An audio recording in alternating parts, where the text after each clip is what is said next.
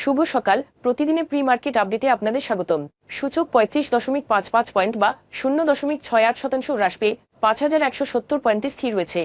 বাজারের লেনদেনের পরিমাণ ছিল 414 কোটি টাকা, যা আগের দিনের তুলনায় 23.30% হ্রাস পেয়েছে।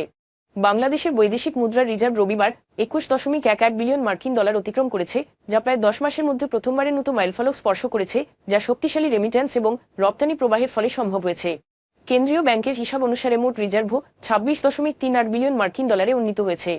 বাংলাদেশ ব্যাংক আবারও ব্যাংকগুলিকে বিলম্বিত আমদানি এলসি পেমেন্ট পরিশোধ করতে নির্দেশ দিয়েছে, সেই সাথে সতর্ক করে দিয়েছে যে এটি দেশের ব্যাংকিং ভাবমূর্তি এবং বাণিজ্যে ক্ষতি করবে। নভেম্বরে 445 মিলিয়ন মার্কিন ডলারের অতিরিক্ত বকেয়া পরিশোধ থেকে জানুয়ারিতে 242 মিলিয়ন মার্কিন ডলারে নেমে এসেছে। ব্যবসায়িক আস্থা বজায় রাখার জন্য কেন্দ্রীয় ব্যাংক সময়মতো অর্থ প্রদানের উপর জোর দিয়েছে। ইউনাইটেড কমার্শিয়াল ব্যাংক 290 কোটি টাকার ঋণ আদায়ের জন্য এসএস স্টিল লিমিটেডের সম্পদ নিলাম করবে।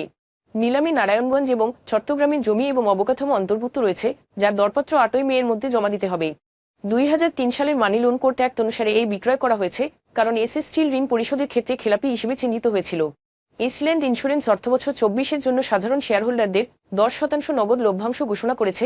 এর পেছনে দায়ী দুর্বল আর্থিক কার্যক্ষমতা, যার পরিপ্রেক্ষিতে স্পন্সর এবং পরিচালকরা তাদের ভাগে লভ্যাংশ মওকুফ করেছেন।